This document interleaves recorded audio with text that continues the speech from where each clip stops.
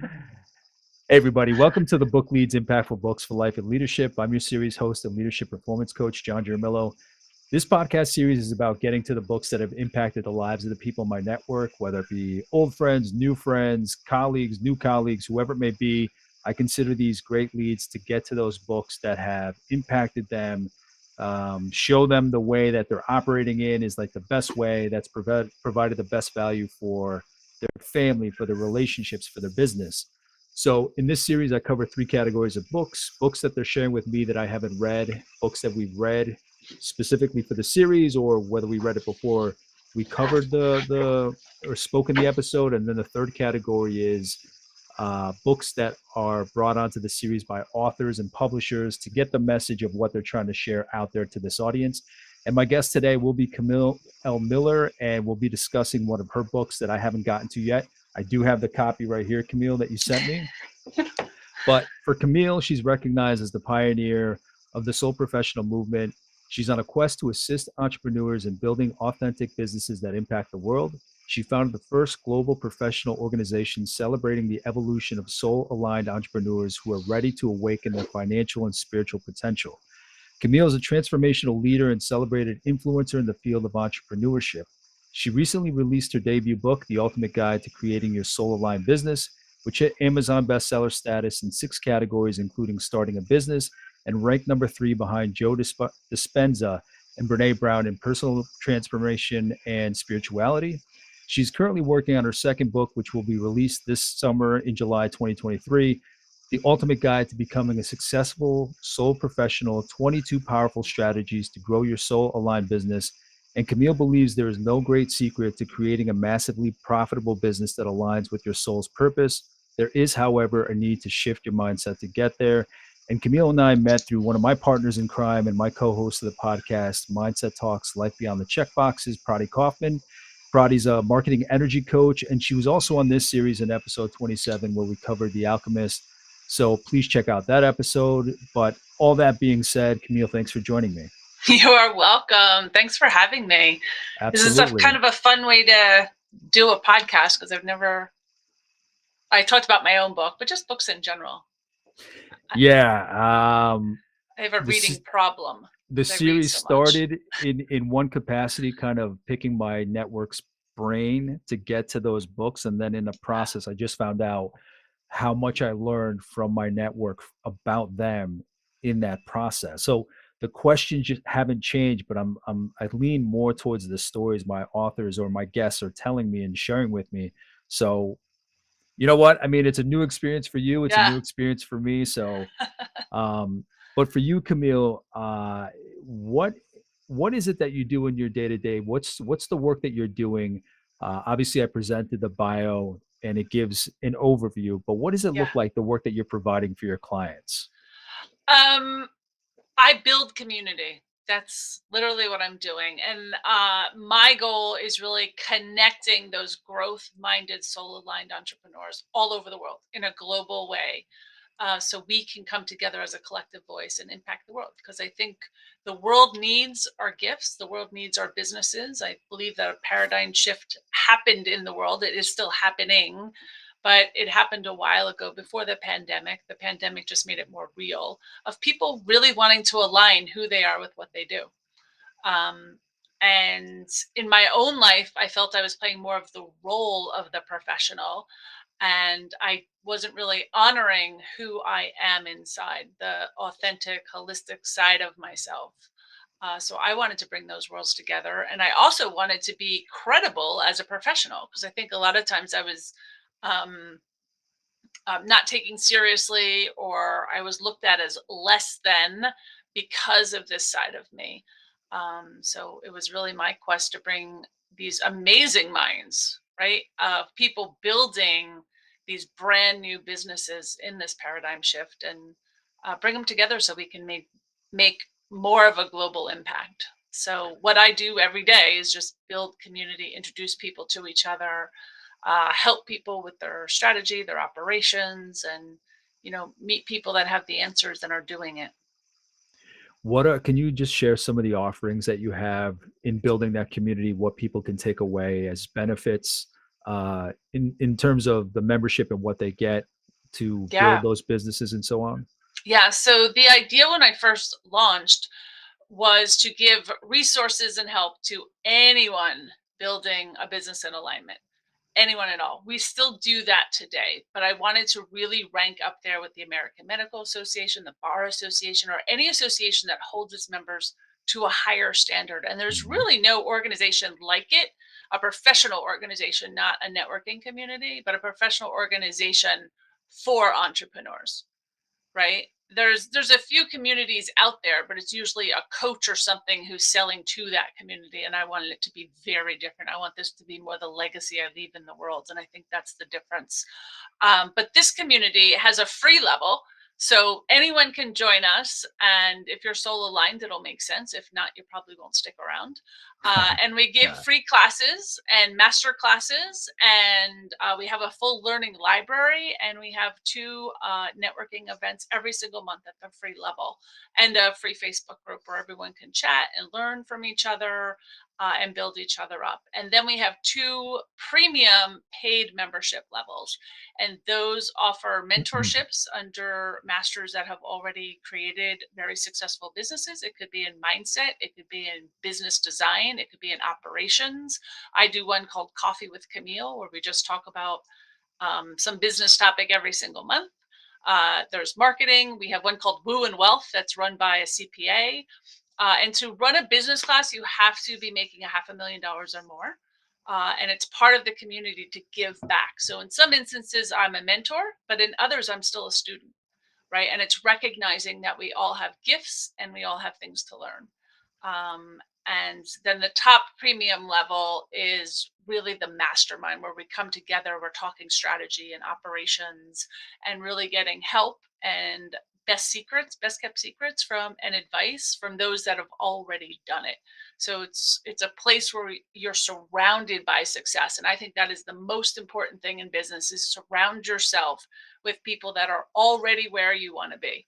So in every single level, from those just starting out to those over $1 million, there's a space in the community to come together and share. Out of curiosity, Camille, what kind of change did you see in the community during the pandemic? So we went to an online model in 2018 because I heard of this thing called Zoom and Mhm. thought, wow, we are probably going to be needing this. And I think this is the future of the world and how we're going to do business. So I started training, and we brought it into our community in January of 2018. And I started doing my Coffee with Camille's online, and I was Yeah. teaching people how to do it. So when the pandemic hit, it actually helped, did not hinder us, right? Because we were already online. We never had chapters in the first place. We did meet in person, but they were more regional for Yeah. whoever wanted to. Like we actually now have a Northeast hiking group, right? Where we just go and we hike the mountains and we talk. Um, but it wasn't the soul of what we were doing, right? The soul of what we're doing was always done on Zoom anyway. So for us, it Yeah. made it better. The only thing that really pivoted was getting people to the mindset of this was a time of growth, not a time to go small. We had a lot of people that are in service, and they felt bad charging people where they could help out most. Yeah. But I ended up launching a podcast over it, and it's called Six Figure Souls: Doing Good and Making Money. And it was to show that people can do service in the world and do good things and still make money. Making money is important to have impact. So, there were some really good things that came out of the pandemic. And I think that year we had 98% renewal rate. And we didn't lose anybody. And that like no businesses went under. And I think that was the most important part Yeah. of keeping everyone together and talking to each other, and know that there's a community of support and we were all going to get through it. And we did. And aside from the business aspect, did you see any change in mentality in your clients or membership, new membership, because of the alignment of value, of personal value to work and how that shifted during the pandemic? Did you see more people sign on or people pivot themselves or double Yeah. down because of that? So we see it more now, right? On the other side of the pandemic. While it was happening, people were still in that fear mode. But as we came out of it, especially people that were always thinking, huh, I could do something else, or wow, I've been home for a while and, I kind of like having my space and working from home and not commuting and seeing my kids or having lunch outside or being home for dinner. And people started to say, you know what, there's more to this, and how Yeah. can I create a business that sustains me, and I can live the life I really want more fully. um, that's the biggest change we've seen, and we're still going through it. We used to really cater to people that were about 45 to 65, and that change of that aha moment, they've made it to the top of their career levels, and they're like, oh, I thought there was more. Yeah. I thought Yeah. this would feel different. I thought success was, the pretty cars and the big house and the glorious trips, and now I have it all, and it's not feeling as good as I thought. But now, especially this year, I would say in the last 6 months, or maybe right before 2023, um, we are starting to get 30-year-olds, late 20s, early 30s, going, I'm not even going in that direction. I'm just starting what I want now, and it has to be in alignment. And they're nomads, they're traveling all over the world. So that's why when we jump on a call, I always say, where are you joining us from today? Yeah. Put it in the chat, because people move around the world and I'm not sure where they are anymore. Yeah. It's But amazing. it's opened up a whole new conversation for us. We have something called the Global Cafe now, where we just talk about, culture and changes and currency and how are you doing things, time zones, things that change with this global enterprise. Most of us, like myself, my staff is all over the world. So literally, we're running 24 hours a day.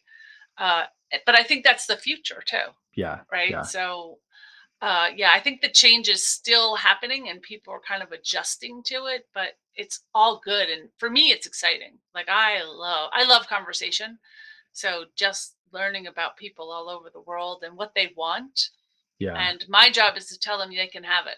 Whatever you want, if you can dream it, you can have it. So let's figure out how we make money doing it. So because you brought up the example of somebody that's in their 50s or 60s at the tail end of their career, they Uh-huh. have the house, the this, the that, but then they say that that piece is missing, that, this is success, but something is missing to fulfill them. What does that mean to you? What does fulfillment mean to you? Or what, even if you don't have a definition, what is it? What is that direction that you yourself, Camille, are working Me. in? Yeah. Yeah. So I think success is defined differently for everyone.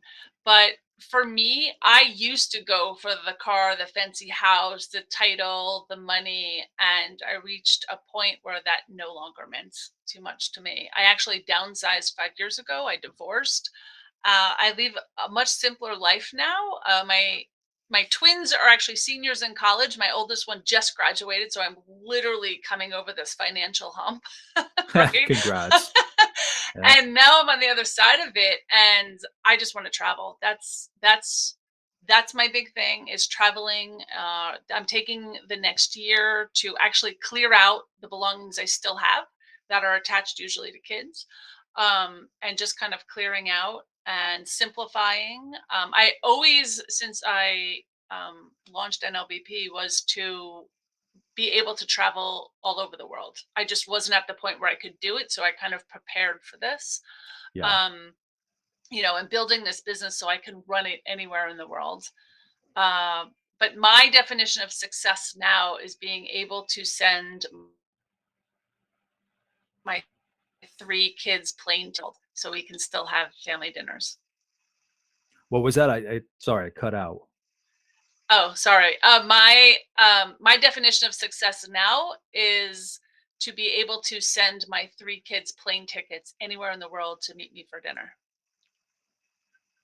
Yeah, it's amazing how it shifts your definition of success when you're younger. It could be the house, it could be the money, it could be the car, whatever it is, right? Yeah, It's always like overload. And I found like just doing more remote work and having more time with my kids and having those moments, it's yeah, amazing how it shifted to more freedom. And you hear that all the time, that it shifts from the material to just freedom, like that, your ability to come and go as you want, to work what you want to work on to make it your choice what your day looks like. So it's amazing Yeah. how we figure that out typically later in life. But hopefully with these younger people, 20s and 30s, signing on for everything that you have to offer, hopefully they're on that path to seeing that it's not the former, Yeah. it's that latter, it's that management and just freedom of time. Yeah. I think from what I see that the newer generation already knows all that. I grew up in the 80s. I was in high school and college in the 80s, and it was a very materialistic time in the world. Like that's when designer jeans came out and designer sneakers and fast cars and fancy watches that Yeah. we didn't Excess. have that before, right? So Yeah. everyone really wanted to they thought that was building wealth, right? There's a big difference between new money and old money, right? That was flashy. The Yeah. funny thing now is that I know that when you have money, you actually don't really buy flashy things. The people that need to prove that they're wealthy buy Absolutely. flashy things, That's right? absolutely That when you true. Yeah. have the money, I drive a Honda now. I drove a Porsche when I was 25. I drive a Yeah. Honda now, right? Yeah. It, big difference because I want less. I want less, but I think the generations today didn't grow up in the 80s, right? They already have it in the world, and they realize that it's not adding anything to their lives and who they are. It's more about experiences and people that, that's what changes the world. Yeah, that's amazing. I think that's definitely a conversation I want to have with my kids, or just kind Yeah. of set an example, or because when you're younger you are impressionable, but maybe they start seeing things much in line of what we're talking here. Hmm. um we'll see, time will tell. Yeah. Camille, to understand why you're doing the work you're doing now, can you tell me a little bit about where your career started? Yeah. Whether it was as far back as you having an idea of what you wanted to do when you were a kid or high school or going into college, what you studied. What was it that set you on the path? And maybe not to now because it's unpredictable where you're going to end up, but it's where you started. So it's part of your story. Yeah, so I've always been a leader since the beginning of time. I was, a high school and college athlete, always the captain of the team, always that one. I am an introvert though. Most people don't know that. But How do you uh, explain that then? yeah. Because when I'm in small things or know what I'm talking about, smaller conversations, I enjoy that, but I don't need outside validation in any way. I don't need the Mm. party. I don't need the loud music. I like to sit home and read. And I'd rather not talk to people, if that's a funny way. You know what I'm saying? uh, I'm one that always struggled going to networking events. So now I when I still hold do. them, I still yeah, do. Like, even yeah, as an introvert, like, people need to understand introversion is more about, I mean, people's introversion is different, yeah, but it's more about energy. It's not shy. It's not being shy or anything like that. Like, I wrote in a book, I contributed a chapter to a book, and I wrote about the triad of quiet for me as a kid was not being confident, being shy, and being an introvert. And they're three yeah, very different things, but they lead to you just being more introspective, more observational. And yep, it's funny you bring that up because people are like, you're so full of shit. There's no way you're an introvert. You love speaking in front of people. You love doing this podcast. You're on the effing screen. Like, how are you an introvert? When you're talking about something you're pumped up about, when yeah, you find something that is just you to the core, when it's an extension of you could talk about it for days. It's just it's an amazing feeling. But like you said, to go to a networking event and repeat the same story to all these different peoples, to me, that is exhausting. I don't yeah, know about you, but I feel like my networking exponentially grew during the pandemic because we were like in virtual forums where everybody's hearing everything at once and you're not kind of repeating yourself, you know, passing a yeah, card and shaking hands. Everybody can kind of hear your story. People will reach out in the chat to want to talk. But I love the fact that you bring up that you're an introvert just because of the reach that you have and the work that you do. yeah, People may yeah. not reconcile the two, but here it is. Yeah, I'm an introvert. The way I teach others and who I attract in the world are usually introverts. We're all creatives. Creatives are normally introverts, right? And creatives are usually the entrepreneurs of the world.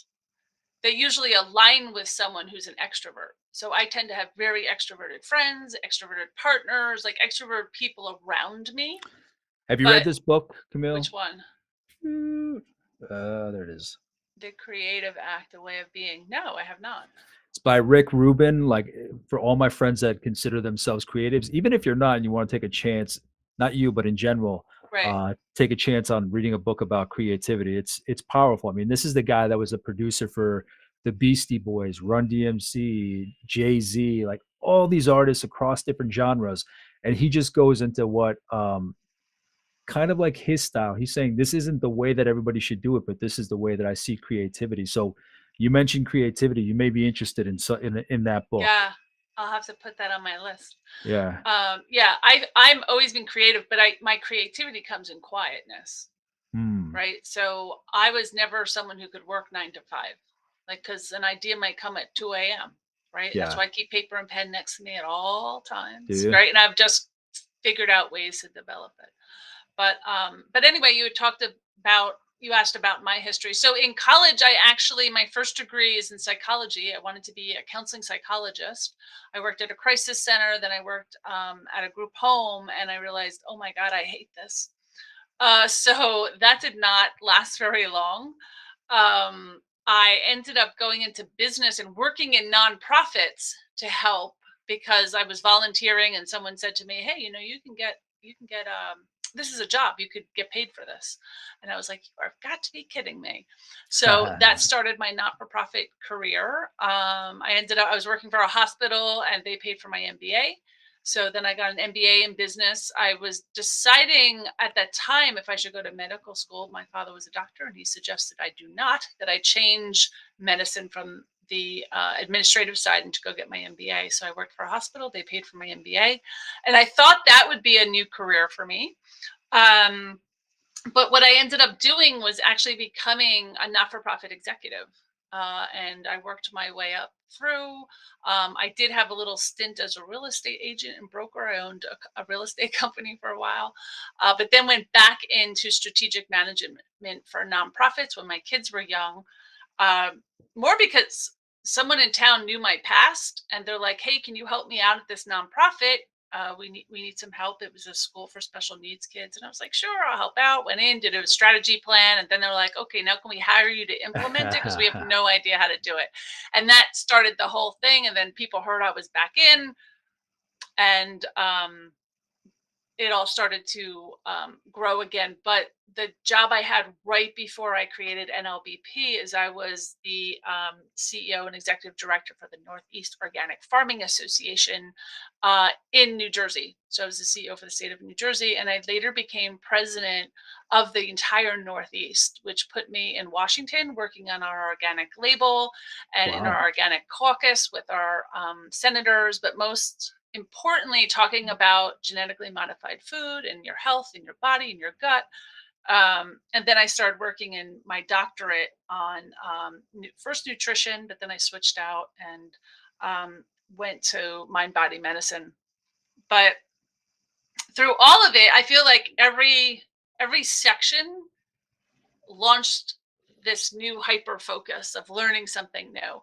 But it was really in this role as in agriculture that I met all of these soul aligned people, people that were playing this role as a professional, but really lived a holistic lifestyle. They were eating organic, they were using alternative medicine, and that's really who I was at my core. So my first time, I got to bring my whole self to work, exactly who I was. So when that job ended in 2015, it was defunded by the USDA. I like to say because we were making so much traction.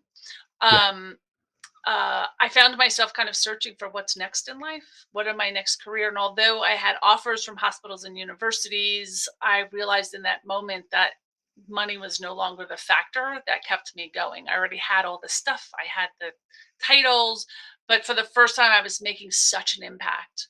And I wanted to continue that. So, in my quest trying to look for that, I was looking for business organizations. And when I went to a few of them, I found that they were very aggressive or not accepting of who I was or what I did. And if I went to a holistic organization, it was way too woo woo. It wasn't. grounded in professional principles or core Hmm. values. And I wanted both. And I also, more than anything, wanted credibility as a sole professional. Sole professional is what we trademarked and we call it today. But a sole professional lives in a higher vibration, has an alternative approach to business, and is here to repair the world, to help repair the world. So that's how I ended up doing it. We started as a little coffee club, literally in New Jersey, and then What we year went to was that? uh, we. I wrote the business plan in 2015, and we launched in early 2016. Wow. And then at the end of 2017, I got a call from California with someone saying, "Oh my God, I heard about you. I can't wait for you to get out here." And I knew in that moment that I did not have a sustainable model. Hmm. I was a single mom at that point of three young kids who I had full time. I did not Wow. have weekends off. Um, so I heard of this thing called Zoom. And in 2018, I launched as the first professional organization, no chapter, all Zoom online model. And I believe that the Boom. future of entrepreneurship was going in that direction. so, so that worked out really well. That's amazing. Yeah, Wow. yeah. Um, Camille, what does leadership mean to you? So I think that's, excuse me, I think that's also different for everyone. But leadership for me is more being a role model, right? It's not having all the answers. And Mm, I'm someone who leads from behind. I more want to pump up everyone in front of me and make sure that they have the life that they want, that they desire. And it's my job to give it to them. Right. So even for the people that work for me, which is a different type of leadership than the people that I'm leading through a community, right? It's really about being the best role model I can be. I love when people say, "Oh my gosh, you're the most incredible boss I ever had." I had this young woman that worked for me. Um, she's probably married with kids now, but in the not in actually in that nonprofit I just spoke about, who when I moved on, she's like, "Hey, I have this wall of women I want to be like in life, this like wall of leaders. Can you send me a headshot? And I just want to put it up on my wall." And I was like, "Holy crap, that's amazing."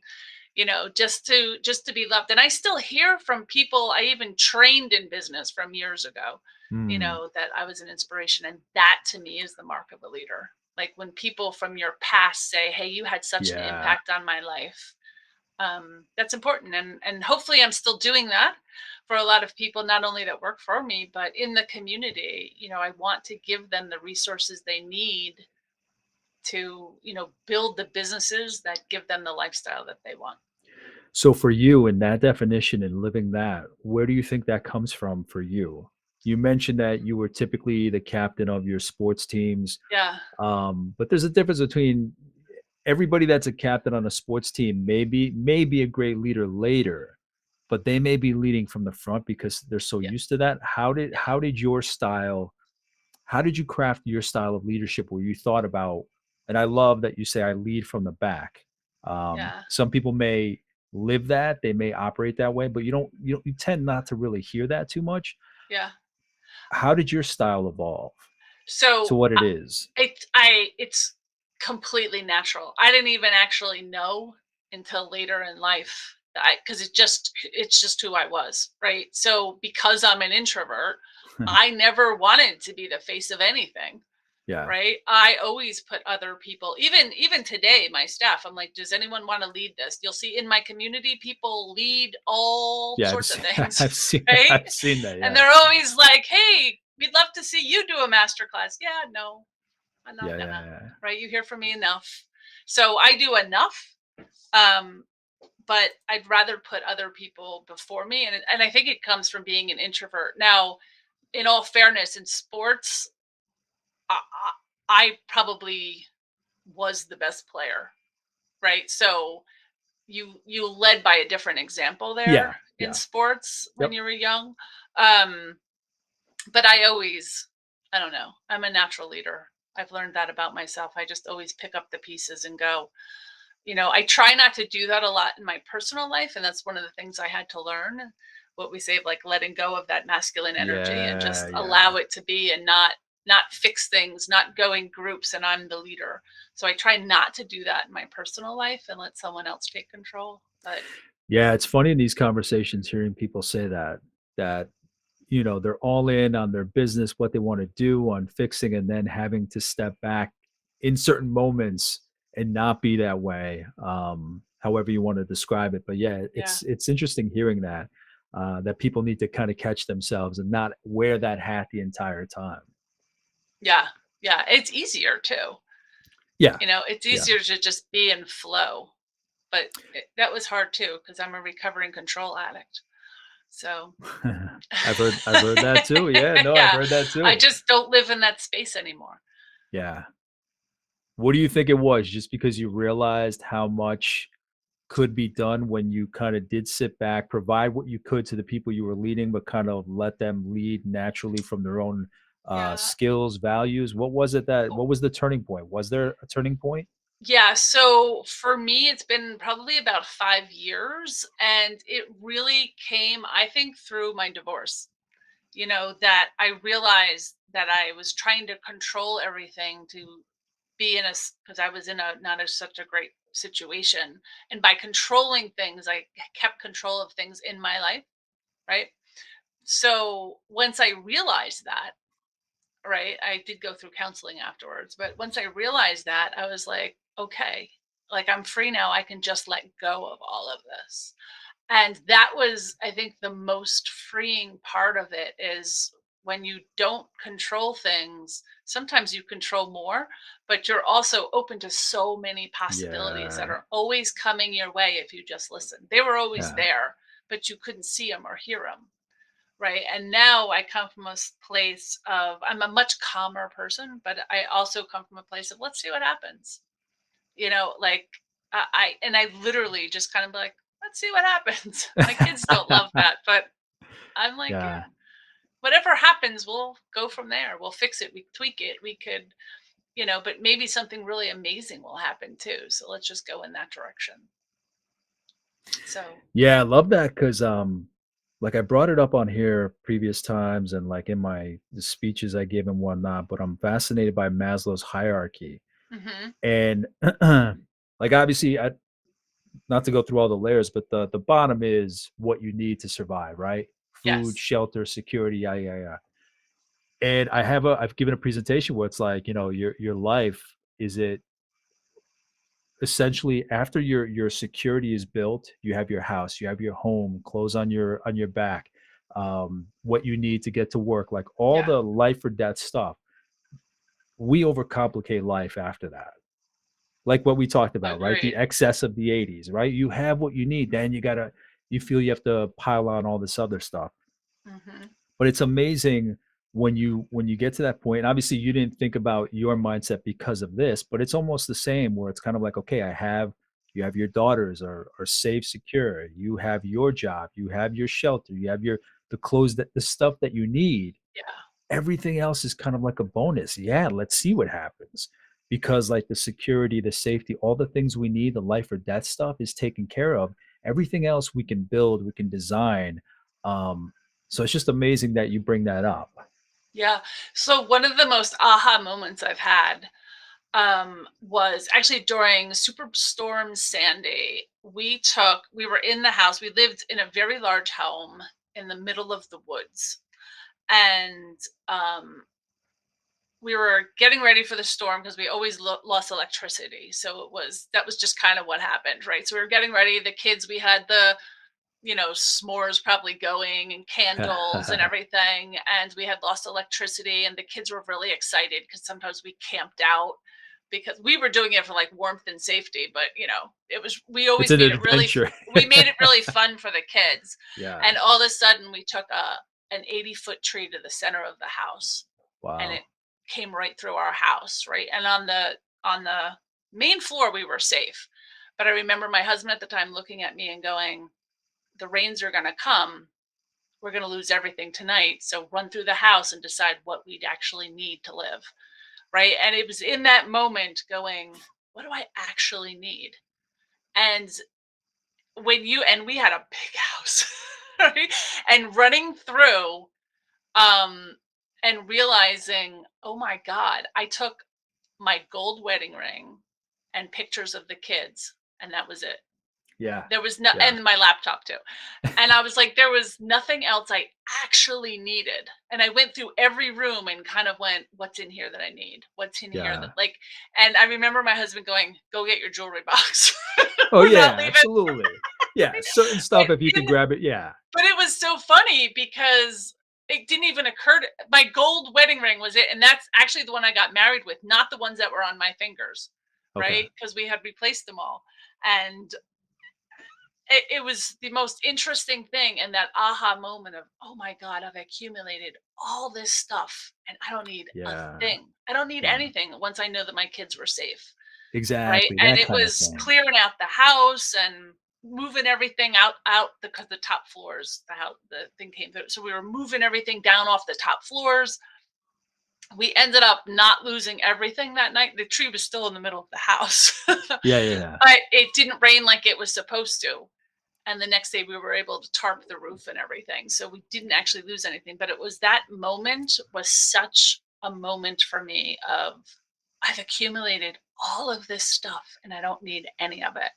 Yeah. So it was so interesting. We divorced years later. I think that was what 2012. I think that was right, and we divorced in 2017. And I remember leaving the house. That was 5 years later, and looking around, going, I don't think I want any of it. And I literally, Mm, yeah. I literally just kind of packed up the kids, and the kids and I left. Yeah. And I left almost all of it there. And it was kind of this new beginning. And we live in a much smaller house. And it's so beautiful because the kids are like, this is such a great house because we moved to like a little borough where they could walk the streets, they could walk to school, they could go and do stuff, not this Yeah. huge farm, right? So they were like, this is the best move we made. And it was that realization that we just don't need it all. We don't need it. Like I brought all of their stuff, which now we're clear now because they're graduating college and it's been another 5 years. And I'm like, get rid Yeah, of this yeah, stuff. yeah, yeah. No, but Unless it's going to your house, get it out of mine. yeah, but that's like the Yeah. best visualization of that idea that I've had. It's like, yeah, what do you absolutely need? And then everything else is a bonus, Yeah. Yeah. or bullshit, depending on, what you Yeah, I think tolerate. that's But more it. Yeah, yeah, you don't need it. And the interesting for me, I'm going through this right now as I just like buying my own house when I divorced was so big to me. Like this is my house. Everything's in its mine. I'm decorating it like I want to decorate. I'm painting it how I want to paint. And now it's 5 years. I'm like, God, I want to get rid of this goddamn house. I mean, yeah, it's so much work. yeah. And I'm like, if it stops me from doing something else, then home ownership is not for me. I was like, I just want to move to a condo. Let the kids visit. Let me lock it up when I leave. Like, I don't want to deal with all of it. Yeah, So yeah. it's also stages in life, right? I couldn't imagine not having the house and the things that we had when the kids were little, right? They were really fortunate. Oh, absolutely. But it's not something I need or not something that actually really mattered after a while. Yeah. No, thank you for sharing all that. That's amazing. No. Um, yeah, at this point we can jump to the book, Camille. So Okay. in your journey, your business, your organization, at what point do you decide that you want to put this book together? What was the journey to the book? What was that triggering moment? Yeah, so the book was just a fluke, actually. I met our publisher, Laura DeFranco, from Brave Healer Productions through someone else networking. Like, oh, you got to meet this person. She's a dynamic woman. She'd be great, very soul aligned. And we got on the phone, not to write a book, not to do any of it. It was just meeting somebody. And she told me what she did. And I was like, oh my God, I think that's what I need to do. Like I had always thought that I had a book in me, and I still probably do have a solo book in me, but I was never going to take that leap because I didn't think of myself as a writer. But it very clearly came to me that I needed to do this trilogy with everyone else, right? Because I'm a leader, but I love putting other people first. How can I pull all these amazing minds and their stories together so I can give that to the world? Hmm. Because it was kind of like my podcast. It's kind of like what my podcast did. And I created this 3-part series. We're in book 2, which you are a co-author of as well. Um, but it mimics the organization I have, right? The free level, the mid level, and the what we call our inner circle, our higher soul leaders. Um, and it's the first book is all about creating your soul aligned business. What does that look like? How do you take the Hmm. skills you have and create something? What is even possible? Because so many times I hear, how do I make money doing this? Well, you Yeah. can. Right. The trick is to do it in a way that you love it. You're not giving yourself another job. And book two, which you named, was about success. How do you, after you created, how do you get it to a place of success? And the third one will be on leadership and leaving your legacy, because I think that's like there's a reason why we do things. So Yeah. what's the purpose more around it, and what do you want to leave in the world? That's amazing. So was it was it a matter of just kind of bringing together people you had already met, people that were already in your network, putting out the word to get this together? What Yes. how did you want to structure it? Yeah. So the first one was 25 authors, right? 25 different stories, including myself. So I had to recruit 24, and I did put it out to my immediate network first. Um, and probably maybe a third of them, quarter, a third, somewhere in there, I'm not exactly sure, took up the opportunity. And then Okay. I had to fill the rest. So I actually go to LinkedIn and I just started looking at profiles and asking people if they felt like being a part of it, and filled the book that way. And it really wasn't that hard. Or if you bring in a really great author, sometimes they have a friend or someone they knew. So two-thirds of those people I probably had never met before. Okay. But I had the openness of whoever's supposed to be in the book will be in the book, and that's okay. So we left it, and we created some wonderful, friendships, and a lot of them still talk. Are excited about the second book. They'll probably be on our launch team for the second book. So and the second book, which you're in, only two of my original authors came back, because this one was about success, and there was like you had to be a little bit more successful than just creating it, right? So this book, I was looking for different people, and again, I went to LinkedIn. I only have 22 in this book. The goal was 25. I hit 22, and then for like the next 2 days, I couldn't get anyone, and I went, I guess it's supposed to be 22. Yeah. And I just stopped. I called Laura. I'm like, I'm done now. We're just going to go ahead with 22, because it was started to be work. Like I was pushing. Yeah. And as soon as Yeah. I started pushing, I was like, 22 it is. That's what it's supposed to be, 22. So what were, and obviously as part of the books, you share your own story, you have your chapter as well. What Yeah. was it that you shared in the first book? And then if you could give a teaser for the second book Yeah. for your chapter in that one, that'd be great as well. Yeah. So the first book was really pouring my story, a little bit of what I told you of why I created it, just trying to find my people in the world and why I thought it was really important. So I talk about that. I do talk a little bit about my divorce and what I went through, and kind of breaking through that to open up this new world that was more in alignment with myself. So I do talk about that, and the steps I went through to decide what I wanted this organization to look like. The pros and the cons of what do I really want and what do I really don't want. So one of the things is, I loved my not-for-profit work. It's a part of service, right? So it's really built just like a not-for-profit. We will spin off a not-for-profit section of it. It's just not in the business plan yet. And I knew I love advisory boards and working in community, but I can't stand um, like board of directors that have voting rights, Oh, okay. because I did learn in the not-for-profit world that people don't always have the business acumen. Yes. They just go from their heart, and it's usually not a very good decision. So, Yeah. but I do have advisory councils and people that Oh, very advise me cool. on things, or I ask, or I'll say, hey, I'm making a decision, who wants to be a part of it. I really want to hear from all different people, and I do that in the community a lot. Like, hey, I'm stuck, who wants to help? Because I just work better that way. No, it's That's amazing to have Yeah. those resources, to have those Oh, people you can turn to, right. especially to have that kind of vulnerability and openness to say, "Hey, I need help." Yeah. Yeah. So many people are just kind of, it's hard to ask for help. It's hard. Maybe they think they're appearing weak, whatever it may be, but it's good that you're Yeah. able to reach out. Yeah, I wasn't always, but for creating that, I did. And in the second book, I talked about breaking through to that next level was asking for help, admitting what I didn't know, and being able to receive as much as ask. Being able to receive help was really, really hard. And I wrote about the mistakes I made along the way, bad hiring mistakes, bad debt, bad all sorts of things. So I forget how many mistakes are in there. So, yeah, so I wrote about the mistakes I made to get to my level of success. That's amazing. Yeah. So I really share. I'm very vulnerable in these Yeah, books, but I'm okay with it. I mean, I think that's what people want to hear too. I Yeah. mean, they don't want to hear just about the success. They want to hear about the trip ups, the little detours that might have happened on your path to where you are now. That's more relatable. I think they get Yeah.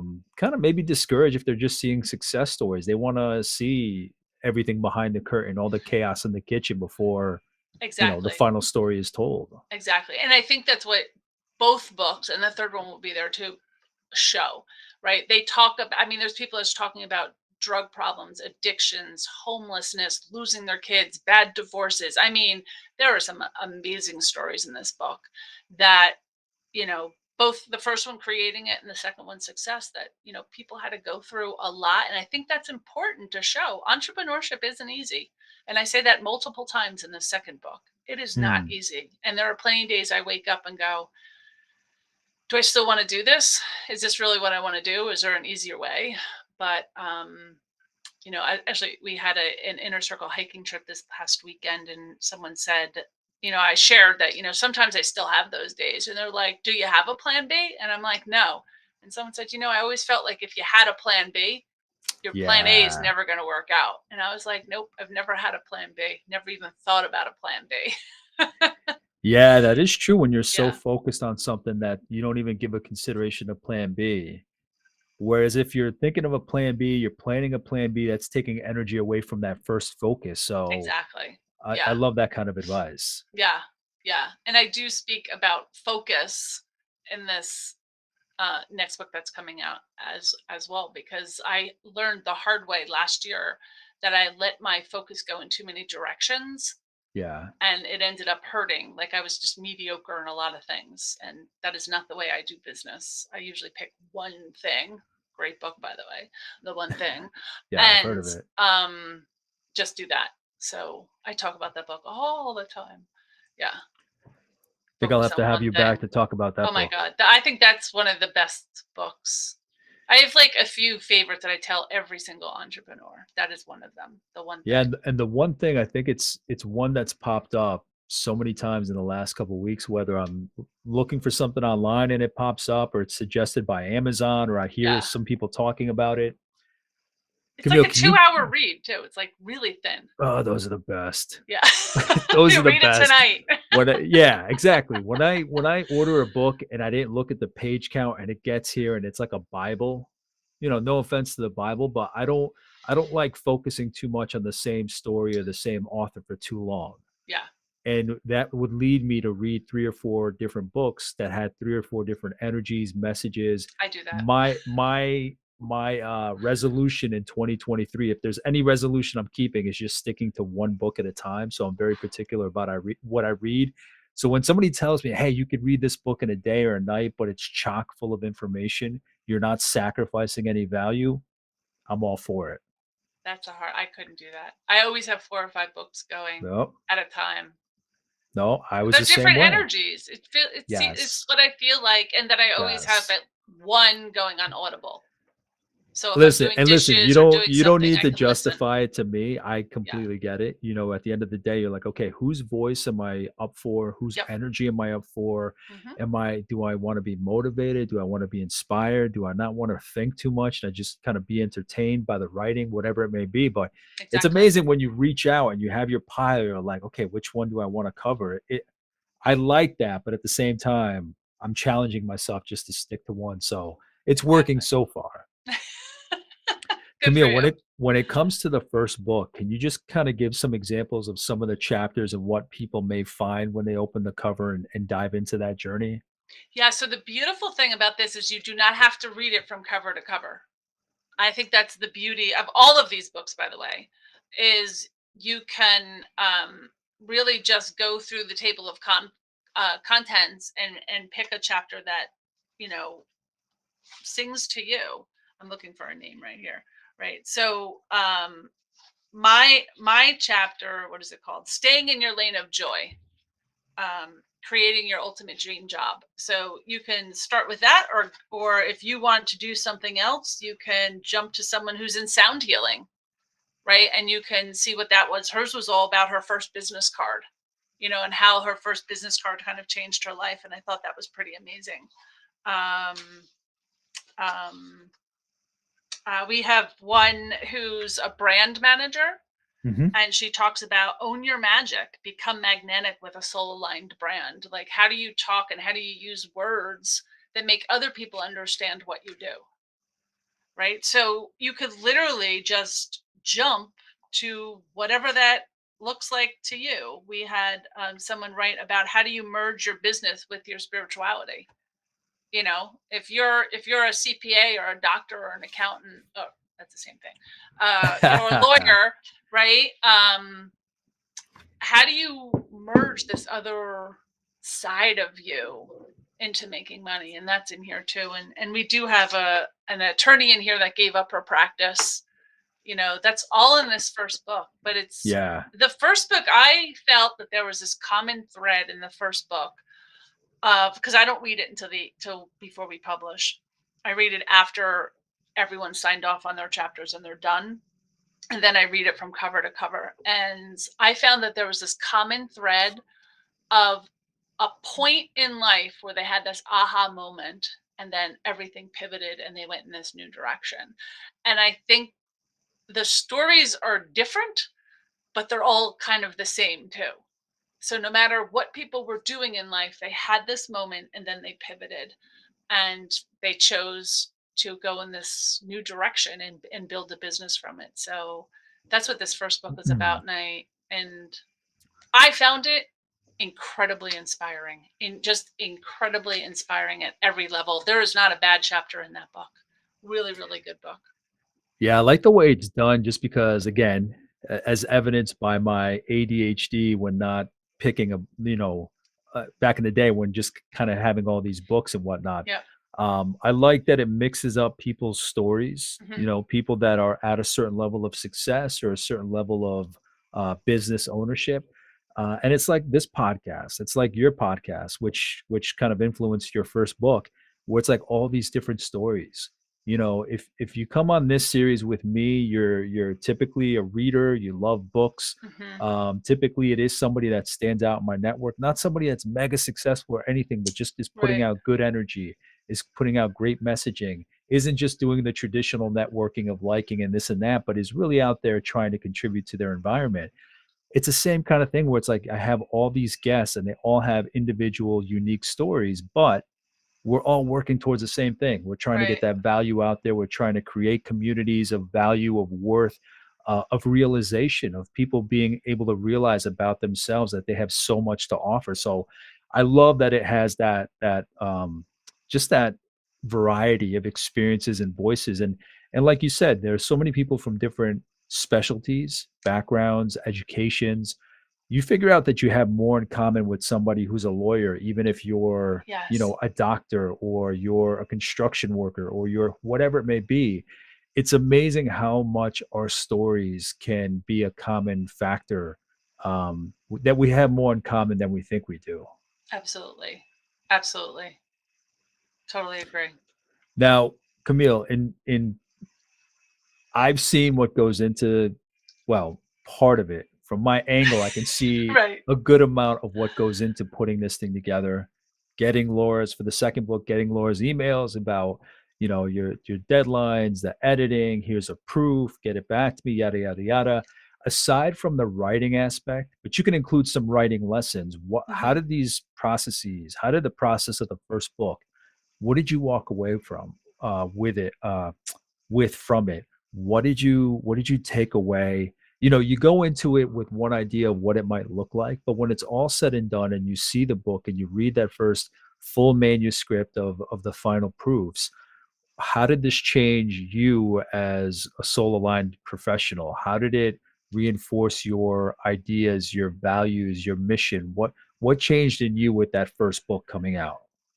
So I think it came out way better than I had imagined. Right. I knew it was a project. So really I was just managing another project, but I was managing a bunch of people with two-thirds of them I didn't know anything much about them. I did interview every single person, but so I wasn't 100% sure what it was going to look like, what those stories were going to be. But we give everyone guidelines, but I don't really know, and I don't read it. And I think that's just trusting the process, because I do Hmm. not read them. I do not tell people what I think or feel until after I've read everything and after they can't go back and change anything. So for me, that first book was a wow. To all of a sudden be like, wow, I'm an author. And then I thought it was a book way better than I could have even imagined putting out. And the stories were fantastic. And then we hit the bestseller list in 6 categories, to watch the day of launch, to watch all those rankings go up. So watch the reviews come out, that's like a whole nother level. It's so much fun. It's so exciting. But it feels like a huge Hmm. accomplishment. I'm not as nervous in the second book.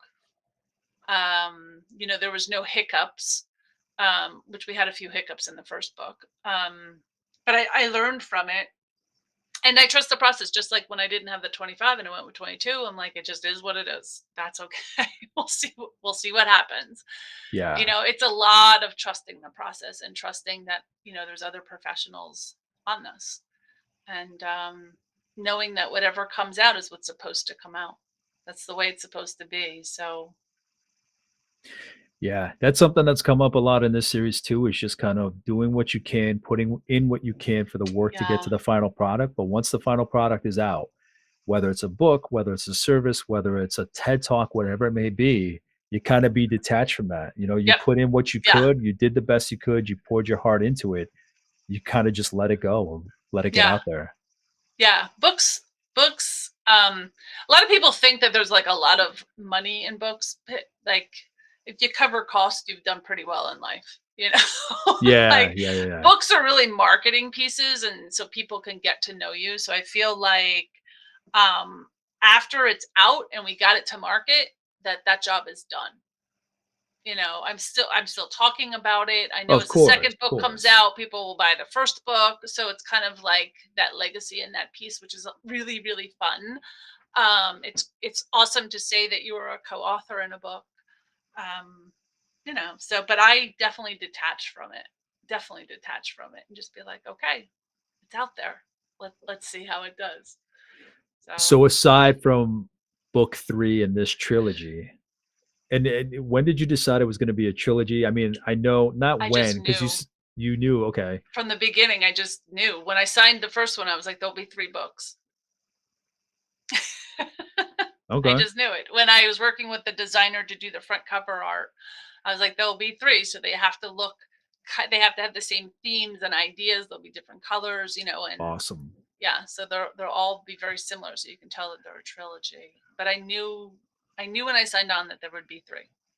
So aside from that third book Yeah. in this trilogy, once you write your own, what do you think that's going to be about?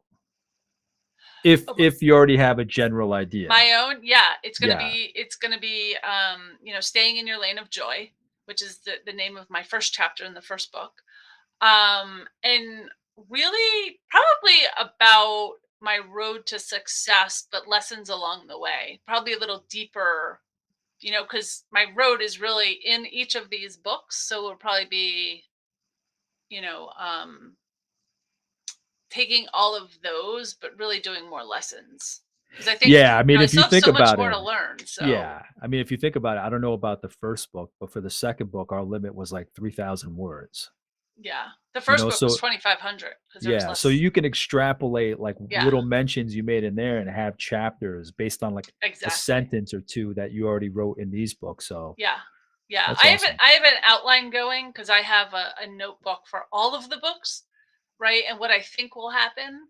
And as I think of things, there's like a section for that solo book, and I write my thoughts in there. Because once I Awesome. start writing it, it just comes out, which is really funny because I never looked at myself as being a writer at all. But I let that belief go, and now I'm a writer. Was it just kind of a mentality of like, okay, I got these authors assembled, I have to contribute something, so I got to get over that belief that I'm not a writer and just do it? Yeah, well, even in that first book, I didn't believe I was a writer, and I remember getting pretty mad at Laura for not making a lot of edits. And she's like, "But she's like, these are your words. Why would I change them?" Yeah. And I was like, "Well, I never Huh? looked at it." I was like, "But I write like I speak." And she's like, "Yeah, and that's usually a pretty good strategy." I'm like, "Oh." So I stopped saying that I don't write, and I do write, but I have to kind of write on something that I'm passionate about. I just can't, like, I blogs are tough because I'm forced to put out one every week, stuff like that. So now I use prompts, or my staff says, "Hey, you did a live." I do videos all the time. "You did a live. Let's take the words from that. We'll download it and write a blog from there." Something like that. So that's a little easier for me. I mean, with anything in life, you just have to work within your own limits or boundaries or likes. So I do what I like to do. And if I don't like to do it, I don't do it. If it Absolutely. doesn't feel good, I There's don't do it. that freedom, Yeah. you So know? I've learned that, look at that, I'm a pretty good writer. Awesome. Yeah. Camille, in working towards wrapping up here, is there anything that you want to share about what you're up to these days? Anything you want to put out there or share with this audience at all? For anyone, that's soul aligned, that would like their business, to check out our community at soulprofessional.com. Even if it's free and you're just looking for people, the best, um, not gift, but the best thanks I get is, wow, I didn't even know there was a community like me out there. And Yeah. there's people like you out there, and that are doing really amazing things. So if you feel like you're stuck, or you're in a job that you don't think that you can freelance off of or create your own, you can. You can. You might have to be creative, but that's okay.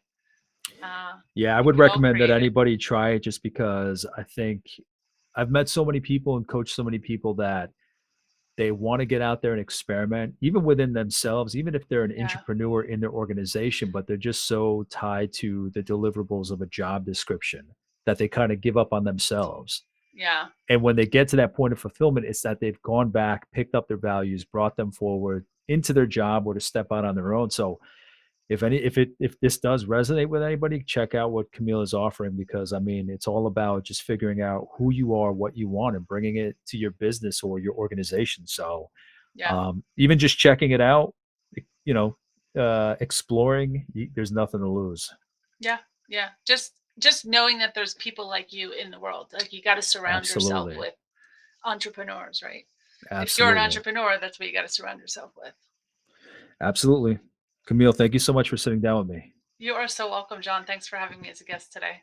Absolutely. And that first book Camille talked about is The Ultimate Guide to Creating Your Soul Aligned Business. It's this one right here that I have. And again, the second book is coming out this summer, July 2023. I am lucky enough to be a contributor to that, and my chapter will be Platinum Networking, Designing a Unique Experience for Others in a World of Disconnection. It was a great process. It taught me a lot about myself. I recommend it to anybody just because I had a vague idea of what I was putting in that chapter. I knew that it was true, but there was something about writing it out, breaking it out, going back into my history, my parents' history, and just laying it out, even in 3,000 words.